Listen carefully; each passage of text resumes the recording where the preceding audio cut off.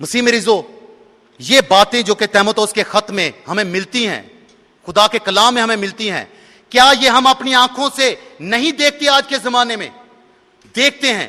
क्या हम अपने कानों से नहीं सुनते हैं? क्योंकि गरीब आज भी पिस रहा है और खुदा आज भी इंसान में अपनी मोहब्बत उजागर करने में आज भी काम कर रहा है अपने रूह पाक के जरिए से। मसीह में रिजो, इसलिए इस बीमारी की जड़ें हमारे दिलों में हैं। जब तक हमने अपने दिलों की सफाई ना की, अच्छी ख्वाहिशों के लिए अपने दिलों में जगह ना बनाई, तो हम इसी तरह पूरी दुनिया में, पूरी कायनात में हम मौत बांटेंगे और मौत का प्रचार करेंगे। हम जिंदगी के फर्जंद नहीं बल्कि मौत के फर्जंद बन जाएंगे। यह बयान जो तीमुथियुस के खत में हमने सुना है, हमारी दुनिया के हालात का मुंह बोलता सबूत है। हमारी इंसानी माशरे की तारीख इन बातों से पाक नहीं है। अगर हम अहद अतीक में जाएं, जो अरमिया, इशाया, अमाउस, इनके किताबों में हम पढ़ें तो इन नबियों ने हमेशा उन लोगों का साथ दिया है जो गरीब हैं, जो मजलूम हैं। उस वक्त भी बादशाह ऐसे ही अपनी रियाया को और गरीबों को तंग करते थे। इसी तरह माशरा जो है वो दूसरों के साथ जुल्म करता था, दूसरों पर भारी बोझ लादता था, दूसरों की इज्जत नहीं करता था। और खुदा का कलाम जो है तारीख, इंसानी तारीख और इसराइल की तारीख में हम सब पर आज ये यहां करता है कि ये बीमारी जो है ये सदियों से चल रही है। इसका अंजाम तब ही होगा जब हम खुदा के अहकामात को और खुशी तौर पर 10वें हुक्म को जब तक हम अच्छे तरीके से समझेंगे नहीं और उसे कबूल नहीं करेंगे। मसीह में रिजो, ये मसला सिर्फ अहद अतीक के बादशाहों का नहीं था, बल्कि ये मसला उस वक्त के माशरे का भी था। बाज़ औक़ात लोग कहते हैं जी हमारा जो वज़ीर आज़म है या हमारा जो सदर है वो अच्छा आदमी नहीं है। कहीं भी चले जाएं, किसी भी मुल्क में चले जाएं, कोई भी अपने लीडरों को अच्छा नहीं समझते, कहते जी ये करप्ट हैं। जब वो दूसरों को, अपने लीडरों को करप्ट कहते हैं तो सवाल ये पैदा होता है कि ये लीडर कहां से आए हैं? किसने इनको सिखाया कि ये करप्ट हो? किसने इनको सिखाया कि ये खुदगर्ज हो? किसने इनको सिखाया कि ये दूसरों के साथ ज्यादती करें? ये किसने सिखाया उनको कि गरीब जो है, कमजोर हैं, उनका हम हक मार सकते हैं? किसने सिखाया? माशरे ने। जो भी हमारा लीडर है, किसी भी मुल्क में हमारा लीडर है, वो माशरे से ही निकलता है। और अहद अतीक के जो बादशाह थे उसी माशरे की पैदावार थे, जिस माशरे में लालच, शहवत, खुद परस्ती और खुदगर्जी थी।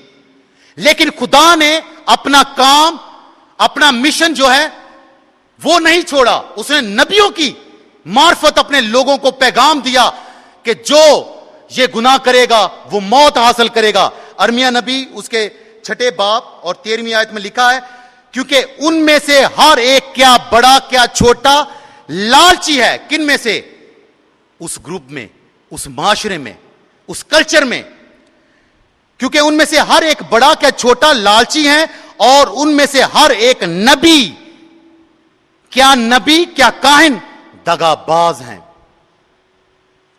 मुसीह मरीजो, जैसा लीडर है, लीडर जो है वो अपने कल्चर की, अपने माशरे का रिप्रेजेंटेटिव होता है, वो उसका नुमाइंदा होता है, रहनुमा होता है। लिहाजा लीडर ने वही करना होता है जो उसने माशरे से सीखा है, जो माशरे ने उसे एजुकेट किया है। इसलिए ये ना सिर्फ पर्सनल प्रॉब्लम है बल्कि एक माशरती और कम्युनिटी प्रॉब्लम भी है, एक कौमी प्रॉब्लम भी है।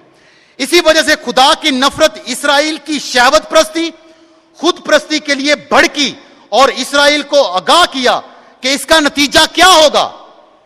मीका 2 बाब 2 से 3 आयात में यूं मरकूम है, वो लालच करके खेतों को जब्त करते और घरों को छीन लेते हैं।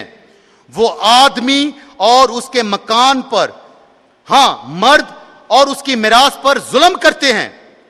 इसलिए खुदावंद यूं फरमाता है, देख मैं इस नस्ल पर ऐसी आफत की तदबीर करता हूं जिससे तुम अपनी गर्दन ना बचा सकोगे और तुम गर्दन कशी से ना चलोगे, क्योंकि वक्त बुरा है। मसीह मरीजो, अगर माशरे में ये नाइंसाफियां थी तो खुदा भी चुप करके नहीं बैठा हुआ था। खुदा अपने लोगों की मदद कर रहा था और अपने नबियों के जरिए से वो लोगों को उम्मीद और जिंदगी और खुदा की मोहब्बत का पैगाम दे रहा था। खुदा सोया हुआ खुदा नहीं। हम ज़बूरों में भी पढ़ते हैं, तेरा राखा ना कदी उंगलावे, तेरे रब नु ते नींदर भी ना आए। अगर माशरा और दुनिया ऐसी है तो खुदा जो इस दुनिया को पैदा करने वाला है वो भी सोया हुआ नहीं। वो अपने लोगों की रहनुमाई कर रहा है अपने नबियों के जरिए से, और वो चाहता है कि माशरा सही हो। अगर माशरा सही होगा तो आने वाली नस्लें सही होंगी, अगर नस्लें सही होंगी तो आने वाला माशरा सही होगा। फर्दे कायम, फर्दे वाहिद कायम है मिल्लत से तनहा कुछ नहीं, मौज है दरिया के अंदर बैरूने दरिया कुछ नहीं। इसका मतलब यह है कि फर्दे वाहिद जो है वो माशरे से आता है, और जो माशरा आता है वो फर्दे वाहिद से आता है। खुदावंद यीशु मसीह उसने एक ऐसी कलीसिया का आगाज किया और एक ऐसी कलीसिया को जन्म दिया जो खुदा की बादशाह की तमीर करती है। कलीसिया क्या है? मसीह का बदन है। किससे आई है कलीसिया? यीशु मसीह से, फर्दे वाहिद से। अभी यही कलीसिया अपने कामों से, अपने अखलाक से, अपने किरदार से, अपनी मोहब्बत से, अपनी खिदमत से, अपनी वफादारी से और ईमान से फिर यीशु पैदा कर रही है। अगर आज के दौर में यीशु पैदा नहीं हो रहा तो आज कलीसिया में ईमान नहीं है। इसलिए फर्दे वाहिद से कलीसिया बनती है और कलीसिया से फर्दे वाहिद। अगर मैं और फादर मोरस यहां पर कायन है तो ये कलीसिया से बने हैं। अगर आज हम कायन हैं तो हम कलीसिया को बना रहे हैं। इसीलिए खुदावंद खुदा ना सिर्फ एक बादशाह को बल्कि पूरी कौम को पैगाम दे रहा है कि सही हो जाओ वरना मौत करीब है। गरीबों पर जुल्म करना बंद कर दो, दूसरों के खेत छीनना बंद कर दो, कमजोर पर जुल्म बंद कर दो, क्योंकि खुदा इन पर अपना गजब लेकर आने वाला है। और मैं आपको बताना चाहता हूं, बात हम कहते हैं कि कोई हमारे साथ ज्यादती कर जाए तो हम कहते हैं कि साडा खुदा साडी सुनता ही नहीं पिया, क्योंकि हम खुदा को पैगाम दे रहे हैं, ऐ खुदाया ये दुनिया जो खत्म ही हो जाए, साडा इन्हें इन्नी ज्यादती की है। हम क्या दुआ कर रहे हैं? उसके नुकसान की। किसी ने हमारे साथ बुरा कर दिया है तो हम कहेंगे खुदाया नु चौकी लै। पंजाबी में बड़ा सुन लोग राम है कहते जी तू साडे नाल इन्नी वड्डी ज्यादती की, रब इनू चौकी लै। किस खुदा पर ईमान रखते हैं जो मौत दे रहा है? मेरे साथ ज्यादती हुई, क्या उसके साथ ज्यादती नहीं होगी? हम दूसरों के लिए इतनी बुरी बुरी ख्वाहिशें कर लेते हैं जो हमारे साथ ज्यादती करते हैं। आज 10वां हुक्म यह नहीं कहता बेगाने माल का लालच ना करना। अगर किसी ने किया है, रब्बा तेरी अग किधर गई है, इन्हां ते अग बरसा, इन्हां साडे ते ज्यादती की नहीं। यीशु मसीह हमें सिखाते हैं, ऐ बाप इनको माफ कर क्योंकि ये नहीं जानते कि क्या करते हैं। जब ये स्पिरिट हम में आएगी, ये रूह हम में आएगी, माशरा सीखेगा, माशरा जिंदगी हासिल करेगा। अगर ज्यादती का बदला ज्यादती हो, आंख के बदले आंख हो, खून के बदले खून हो, तो फिर कोई भी नहीं सुधरेगा। यह सिलसिला चलता रहेगा।